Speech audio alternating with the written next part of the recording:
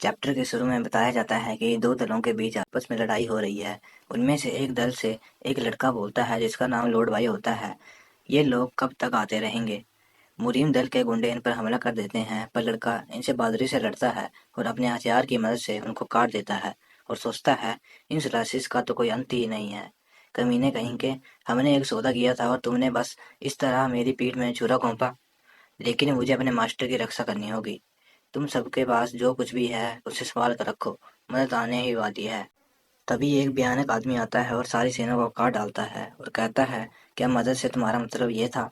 Lord भाई हैरान होकर बोलता है, हमारे सब सैनिक मर गए, यह कैसे हुआ? यह किसने किया? फिर वह भयानक आदमी सामने आ जाता है। यह कोई और नहीं बल्कि मुरीम दल का लीडर, प्रथम स्वर्ग भेदी तलवार के नाम से जाने जाने वाला दमचूनक होता है। दमचूनक बोलता है कि यह तुम्हारी सच्ची शक्ति है, पर मंडम की शक्ति सच में जबरदस्त है। तुम हमारे विरुद्ध युद्ध करने में सफल रहे। लॉर्ड भाई हंसते हुए बोलता है, मुझे हैरानी हुई कि तुम में इतना अहंकारी होने की क्षमता है। अगर तुम खुद मास्टर से मिले होते तो तुम मुसीबत में पड़ गए होते। तभी मुरीम दल के गुंडे बोलते हैं, तुम्हारी हिम्मत कैसे हुई? इसकी जीभ काट दो। तुम्हारी हमारे लॉर्ड के सामने बोलने की हिम्मत कैसे हुई? तुम्हें माफ नहीं किया जाएगा, तुम हमारे हाथों से मरो। तभी पीछे से मिस हवाईन आ जाती हैं और कहती हैं कि रुको, प्लीज रुक जाओ। लॉर्ड भाई बोलता है, मिस हवाईन। हवाईन बोलती है, सब कुछ ठीक है, मेरी चिंता मत करो। दम जुनक बोलता है, तुम सब भी पीछे हट जाओ। फिर मिस हवाईन और दम जुनक आमने सामने आ जाते हैं। हवाईन बोलती है, लॉर्ड मैंग। दम जुनक बोलता है, इन बंदरों ने न केवल तुम्हें धोखा दिया, बल्कि तुम घर से भी भाग गई। इससे पहले मैं कभी इतना मानित नहीं हुआ हूँ। हालांकि हर कोई गलतियां करता है और उसे माफ किया जा सकता है। तुम्हारे पिता के रूप में मैं तुम्हें एक आखिरी मौका दे रहा हूँ।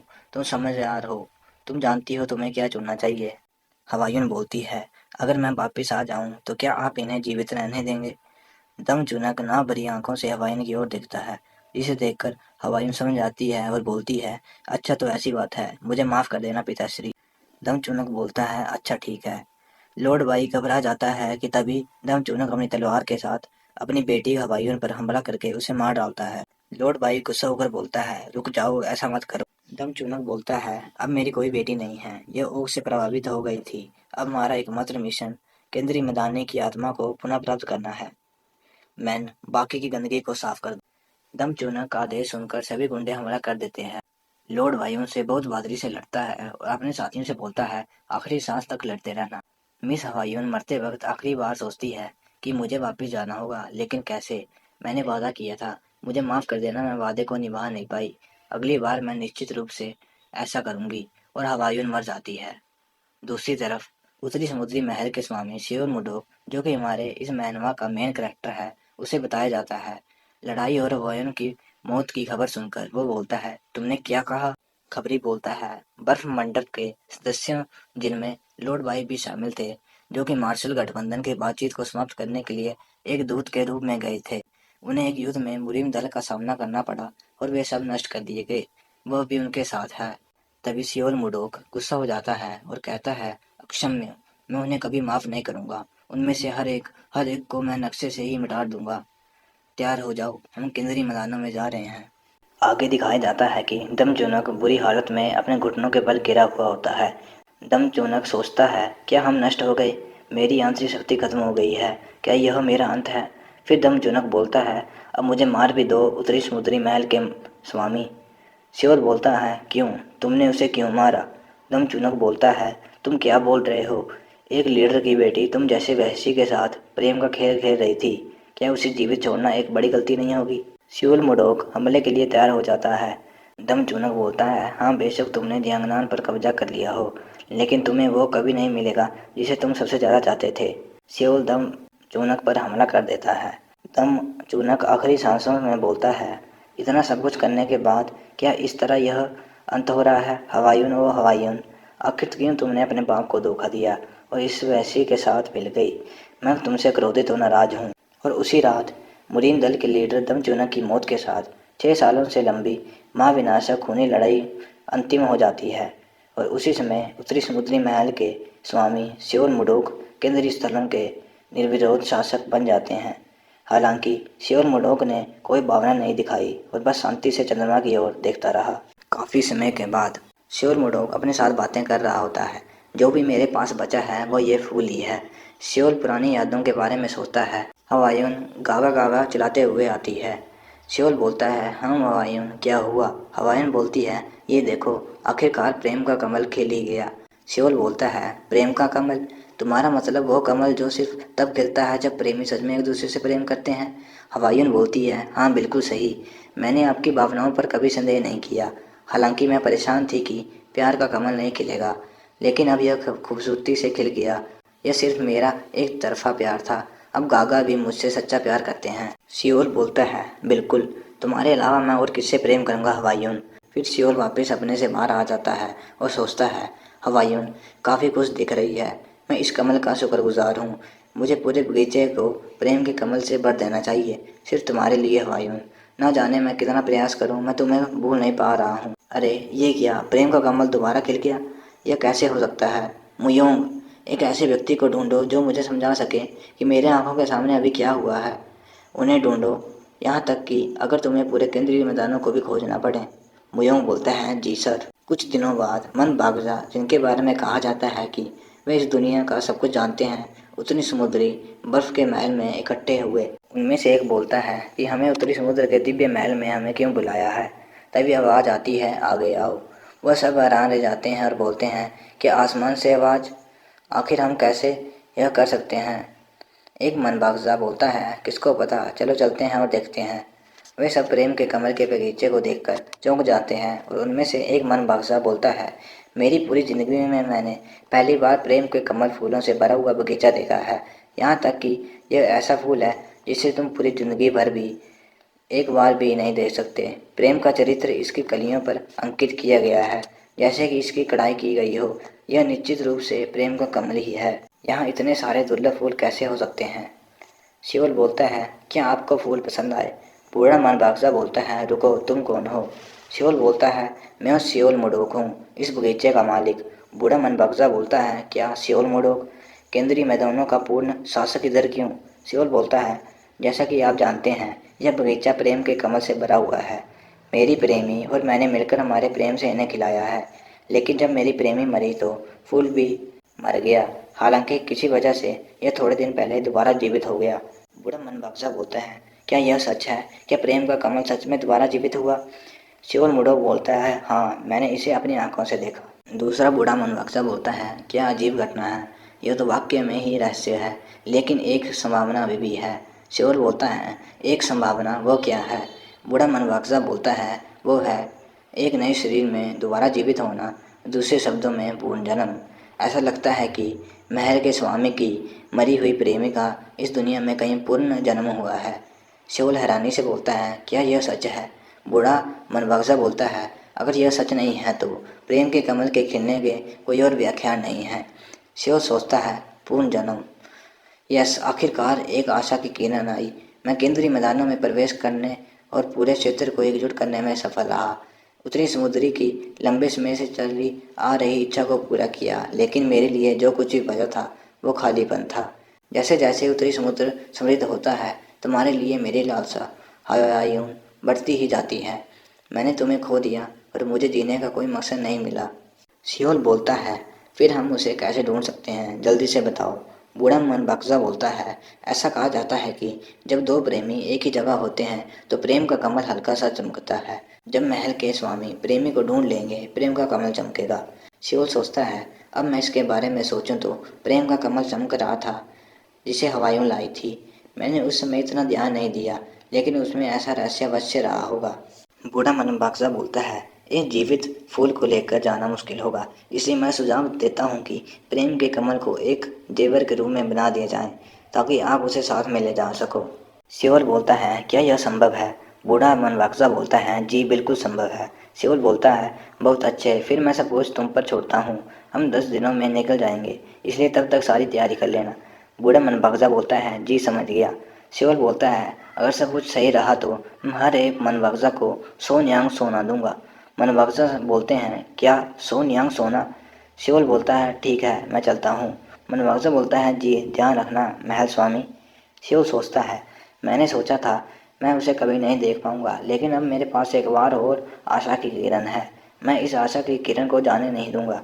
ना जाने तुम कहाँ हो, भले ही वो नर्क हो, मैं तुम्हारा पीछा करता रहूँगा, तुम मेरा इंतज़ार करना हवायून। काफ़ी समय बीत जाता है। शिवल बोलता है, वो यहाँ भी नहीं है, तो अब सिर्फ हैनान बचा है। 3 साल और 5 महीने बीत चुके हैं जब से मैंने उसे ढूंढना शुरू किया था, लेकिन अभी तक केंद्रीय मैदानों में मुझे वह नहीं मिली। इस मेघ के बीच मैं वास्तविक परिवर्तन से गहन क्षेत्र की ओर बढ़ चुका हूँ और 2 बार पूर्ण काया पलट का अनुभव कर चुका हूँ। वो हैनान में ही होगी। फिर शिवल पुराने ख्यालों में खो जाता है। शिवल बोलता है, क्यों, तुम्हें वहाँ जाने की जरूरत नहीं है, फिर क्यों? हवाइन बोलती है, मेरे पिता ने व्यक्तिगत रूप से बातचीत में शामिल होने का निर्णय लिया है। अगर मैं उनकी बेटी इसमें शामिल हो जाऊं, तो वो निश्चित रूप से ओपा के इरादों को समझ जाएंगे। शिवल बोलता है, नहीं, यह एक जाल भी हो सकता है। हवाइन बोलती है, बस इस बार मैं अपने पिता पर विश्वास करना चाहती हूँ, प्लीज मुझे जाने दो। शिवल सोचता है और फिर बोलता है, अच्छा ठीक है, लेकिन अगर कुछ भी गलत लगेगा तो झिझकना मत और तभी वापस आ जाना। हवाइन बोलती है, हाँ बिल्कुल, प्लीज इसे भी ले लो। सियोल बोलता है, यह क्या है? हुमायूं बोलती है, यह मेरी स्वर्गीय माँ की एक निशानी है। उन्होंने कहा था कि इस हार में इसे देने वाले के पास वापस लौटाने की शक्ति है।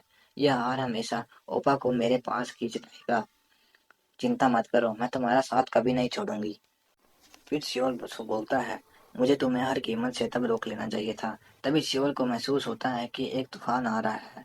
तूफान बहुत तेज होता है, जिससे आधे लोग हवा में उड़ने लग पड़ते हैं। तभी सियोल देखता है कि एक बड़ी पानी की लहर तूफान के रूप में उनकी तरफ आ रही है। सियोल बिना देर किए सुरक्षात्मक क्यू 1000 पाउंड का थोड़ा शक्ति का यूज कर देता है, जिससे उसके चारों तरफ गोलेकार में एक कवच बन जाता है। बाकी के लोग मदद के लिए चला रहे होते हैं और आधे तो समुद्र में भी गिर जाते हैं।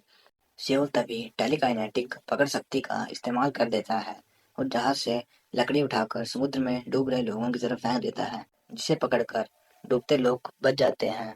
लेकिन तभी एक और भयानक समुद्री तूफान की लहर आ जाती है, जिसे देखकर सभी डर जाते हैं। शियोल सोचता है, यह जहाज इससे ज्यादा नहीं झेल सकता, अब बस एक रास्ता बचा है, मुझे इन लहरों को जमाना होगा। ऐसा कहकर शियोल अपने आप को पावर अप करता है और बर्फीली हवा शक्ति का इस्तेमाल कर देता है। लेकिन तभी उसका हाथ चमकने लग पड़ता है और एक तेज सी रोशनी समुद्री लहर से बाहर आती है, जिसे देखकर शियोल हैरान रह जाता है और तभी समुद्री तूफान की लहर शांत हो जाती है।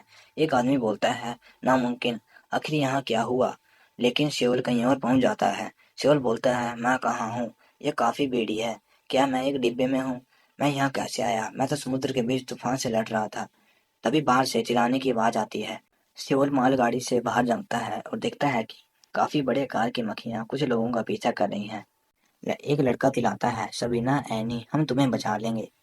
तभी सियोल कुछ मक्खियों को काट डालता है, जिसे देखकर वो हैरान रह जाते हैं और एक बूढ़ा व्यक्ति बोलता है, मालगाड़ी वहां देखो। सियोल सामने आता है और कहता है, ऐसे लगता है यह केंद्रीय मैदानों में कहीं जंगल है। सियोल उनकी तरफ देखता है और बोलता है, यह तो विदेशी हैं, इसका मतलब मैं केंद्रीय मैदानों से काफी दूर हूँ।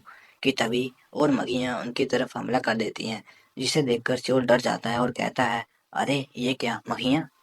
सियोल मक्खियों की तरफ देखता है और बोलता है, विदेशी और मक्खियाँ, आखिर केंद्रीय मैदानों में हो क्या रहा है? तभी एक मक्खी सियोल पर हमला कर देती है, जिसे सियोल दिव्य सफेद बर्फ हथेली का इस्तेमाल करके मार गिराता है और गुस्सा होकर बोलता है, एक साधारण जानवर की किसी इंसान पर हमला करने की हिम्मत कैसे हुई, जब वह बस थोड़ा सा बड़ा हो गया है? यह क्षमा के योग्य नहीं है। ऐसा कहकर सियोल तेजी से मक्खियों की तरफ भागता है और दिव्य सफेद बर्फ हथेली का इस्तेमाल करके सभी मक्खियों को मार गिराता है, जिसे देखकर बाकी के लोग हैरान रह जाते हैं। तभी बूढ़ा व्यक्ति अलग भाषा में बोलता है, मैं एडमंड रॉयल हूँ, रोयल व्यापारी संघ का मालिक। हमारे व्यापारी संघ को बचाने के लिए धन्यवाद। क्या मैं हमारे रक्षक का नाम पूछ सकता हूँ, सर जादुई तलवारबाज? सियोल सोचता है, यह क्या बोल रहा है? ऐसा लग रहा है कि यह मुझे धन्यवाद बोल रहा है। फिर श्योर बोलता है, मुझे माफ करना, मैं आपकी भाषा नहीं जानता। क्या यहाँ कोई ऐसा है जो केंद्रीय मैदानों की भाषा बोल सकता है? परंतु कोई भी समझ नहीं पाता। वे आपस में बात करने लग पड़ते हैं। सियोल दोबारा पूछता है, मैं पूछ रहा हूँ, क्या किसी को केंद्रीय मैदानों की भाषा आती है? क्या यहाँ सच में कोई नहीं है? मैं इन्हें कैसे समझाऊं? एडमंड तभी पीछे से एक व्यापारी को जादुई अंगूठी देता है, जिसे देखकर सियोल सोचता है, एक अंगूठी, यह कर क्या रहा है? एडमंड भाषा की व्याख्या करो कहकर एक पेचीदा पोस्ट देता है, जिसे देखकर शिवल थोड़ा झिझक जाता है। एडमंड बोलता है, क्या अब आप मुझे समझ सकते हो? शिवल बोलता है, तुम एकदम से केंद्रीय मैदानों की भाषा को बिना किसी परेशानी से बोल रहे हो। क्या यह अंगूठी की ताकत है? एडमंड बोलता है, हाँ इसकी ही है। अच्छा तो यह केंद्रीय स्थानों की भाषा है। मुझे अपना परिचय फिर से दोबारा देने दें। मैं एडमंड रोल हूँ, रॉयल व्यापारी संघ का मालिक। आपका हमारी रक्षा करने के लिए धन्यवाद। क्या मैं आपका नाम पूछ सकता हूँ, सर जादुई तलवारबाज? श्योर बोलता है, मैं नहीं जानता कि एक जादुई तलवारबाज क्या होता है, पर मेरा नाम श्योर मडोक है। एडमंड बोलता है, माफ कीजिए, लेकिन क्या आपको सच में नहीं पता जादुई तलवारबाज क्या होता है? एक जादुई तलवारबाज वो होता है जो तलवार और जादू दोनों का इस्तेमाल करता है, बिल्कुल आपकी तरह। श्योर बोलता है, जादू वो क्या होता है? एडमंड हैरान रह जाता है और बोलता है, आपने अभी हमारे सामने बर्फ को फेंका और आपको यह नहीं पता कि जादू क्या होता है? आखिर आप हो कहाँ से? शिवल गुस्से से सोचता है, मैं इसे समझाना भी कैसे शुरू करूं? फिर शिवल बोलता है, मैंने आपसे एक सवाल पूछा था, मेरा जवाब जल्दी दो। एडमंड डर कर सोचता है, यह तो पागल है, यह तो पक्का पागल है। अभी यह कह रहा है यह नहीं जानता तो मैं सीधा इसे समझा देता हूँ। किसको पता इधर क्या होगा, ये पागल क्रोध में इधर उधर तबाही करने लगा। एडमंड बोलता है, मैं समझ गया, मैं अभी समझाता हूँ, प्लीज शांत हो जाइए। रात होने वाली होती है। शिवल बोलता है, अच्छा तो केंद्रीय मैदानों की इस जगह में एक जादू नामक चीज भी है। दुनिया वाकई ही काफी बड़ी है।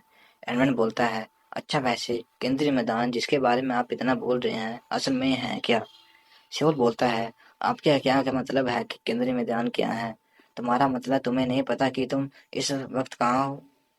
एडमंड बोलता है, माफ कीजिएगा, आपका क्या मतलब है? शिवल बोलता है, मैं ऐसा इसलिए पूछ रहा हूँ क्योंकि केंद्रीय मैदानों में रहकर केंद्रीय मैदानों के बारे में न जानना बेतुका है।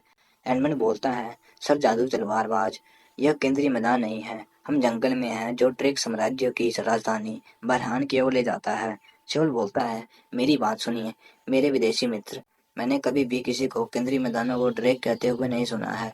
तुम इतने भी बूढ़े नहीं लगते हो, लेकिन क्या तुम सच में बूढ़े हो? एडमंड सोचता है, तुम बूढ़ा किसे कह रहे हो पागल? एडमंड बोलता है, बूढ़ा, मैं सिर्फ 50 साल का हूँ। उसके अलावा मुझे चिंता हो रही है क्योंकि तुम बार बार इस स्थान को केंद्रीय मैदान बोलने जा रहे हो। शिवल बोलता है, क्या? अच्छा ठीक है, अगर ऐसी बात है तो हम सीधा उस बच्चे से पूछ सकते हैं जो कि उस पेड़ के पीछे से झांक रहा है। एडमंड बोलता है, अरे ये तो लियो नहीं है, तुम यहाँ क्या कर रहे हो? शिवल बोलता है, ठीक है बच्चे, यह केंद्रीय मैदान है या ड्रेक? ईमानदारी से जवाब देना। क्या हुआ, तुम जवाब क्यों नहीं दे रहे? एडमंड बोलता है, चाहे आप कुछ भी कहें, लियो आपकी भाषा नहीं समझ सकता। यह लो, मैं आपको यह अंगूठी देता हूँ, इसे अपनी उंगली में डालो और भाषा की व्याख्या करो, चलाओ।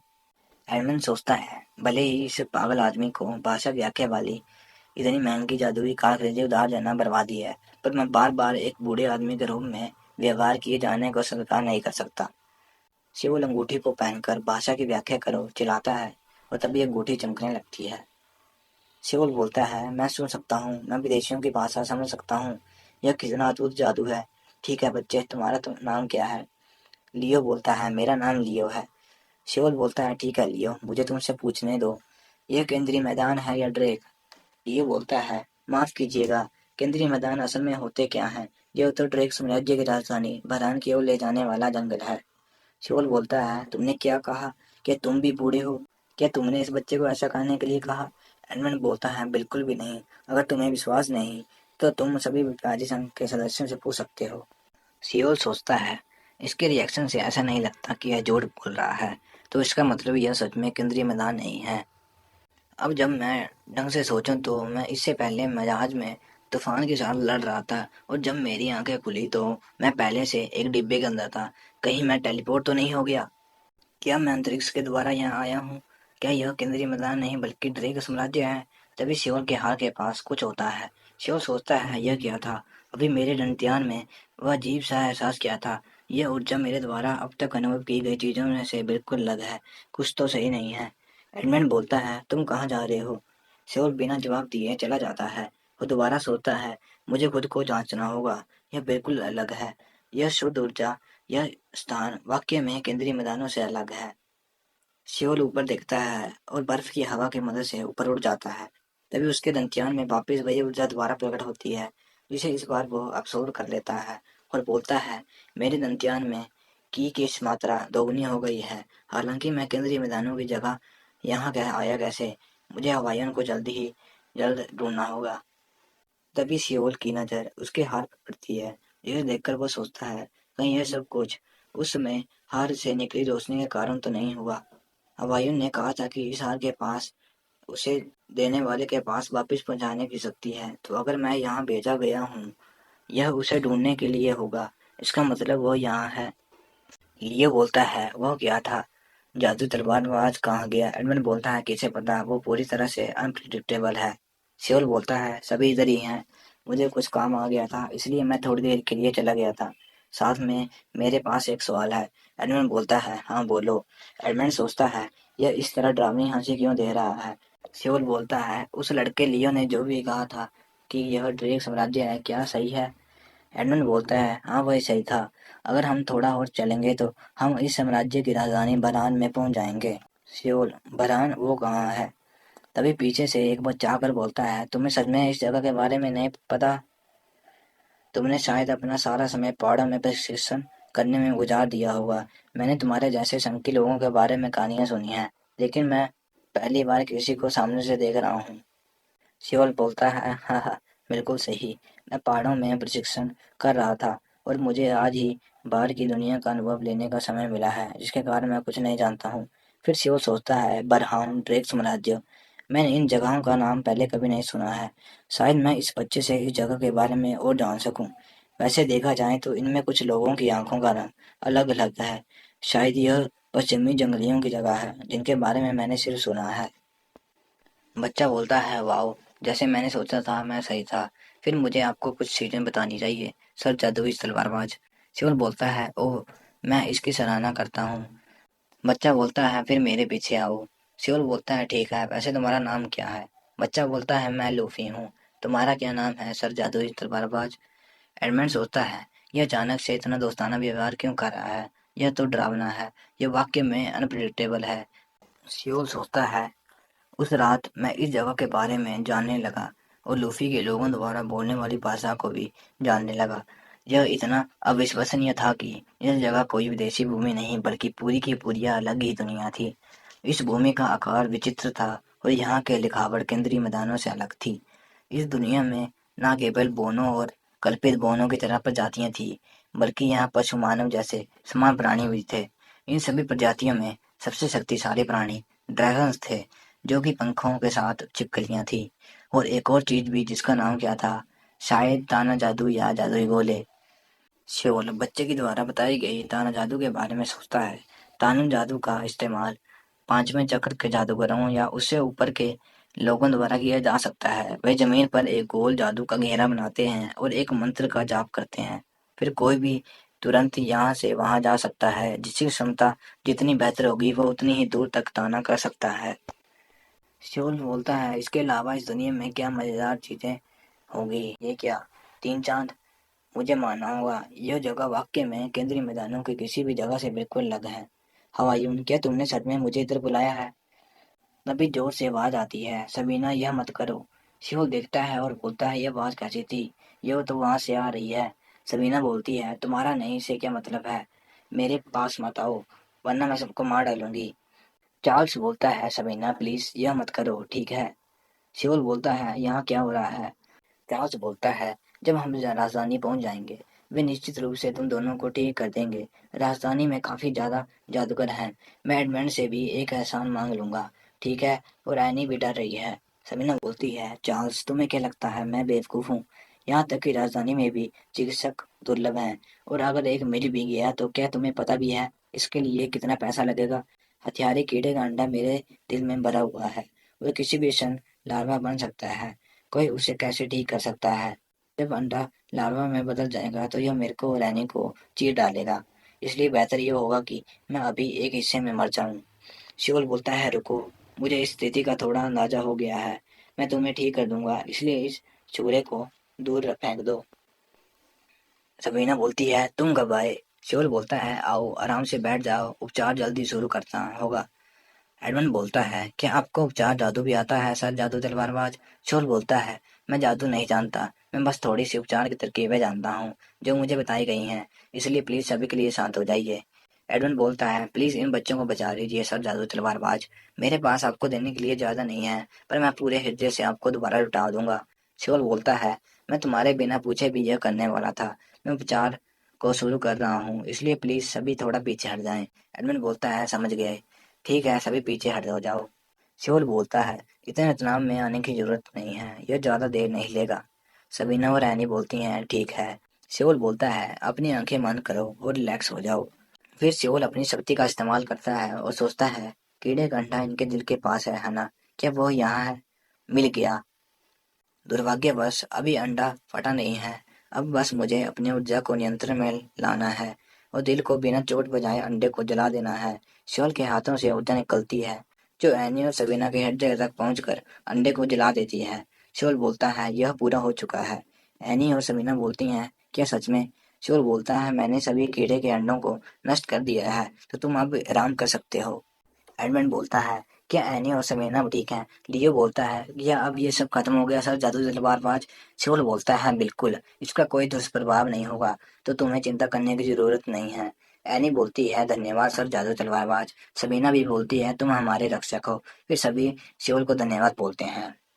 फिर शिवल अकेला आ जाता है और पेड़ के नीचे बैठकर सोचता है, यह काफी लंबा दिन था। आज मैंने तुम्हें और भी ज्यादा याद किया। मैं आशा करता हूँ कि हम जल्दी मिलेंगे।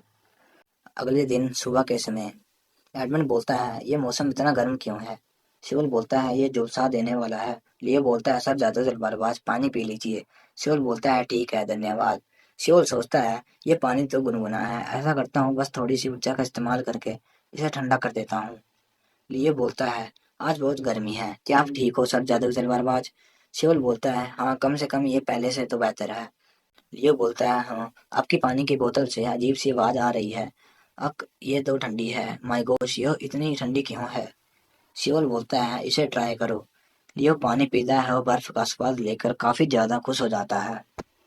शिवल पूछता है, यह ताजगी भरा है ना? लियो बोलता है, सर जादू तलवारबाज, क्या आप इस पानी की बोतल को भी जमा देंगे? शिवल सोचता है, हाँ बिल्कुल, इस बच्चे ने मेरी बहुत मदद की है, तो मैं इतना तो कर ही सकता हूँ। फिर शिवल बोलता है, अच्छा ठीक है, हो गया। लियो खुश हो जाता है। तभी बाकी के लोग भी वहां जाते हैं और कहते हैं, सर जादू तलवारबाज, प्लीज हमें भी बर्फ का पानी, बर्फ का पानी। शिवल बोलता है, वैसे तो यह करना मुश्किल नहीं है, पर यदि मैं इनका अनुरोध स्वीकार कर लूं तो इससे अधिक परेशानी हो सकती है। एडमंड बोलता है, यहाँ क्या हो रहा है?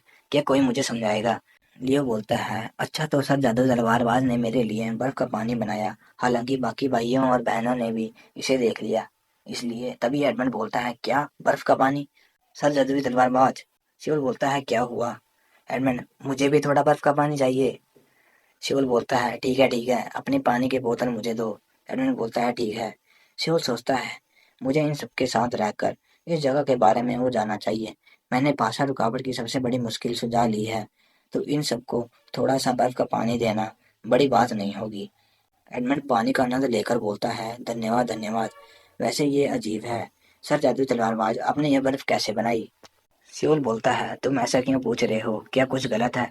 एडमंड बोलता है, यह तो बिल्कुल ही जबरदस्त है। मैंने इस महाद्वीप में मिलने वाले हर बर्फ का स्वाद लिया है, लेकिन मैंने कभी भी ऐसी बर्फ नहीं चखी। स्वर्गीय, जो सच में अलग ही लेवल की है। यह बिल्कुल अतुलनीय है, आप सच में अद्भुत हो। शिवल बोलता है, क्या बर्फ स्वादिष्ट है? मैंने बस पानी को जमाया है, फिर तुम बोल रहे हो कि इसका स्वाद अलग है, तुम्हारा इससे क्या मतलब है?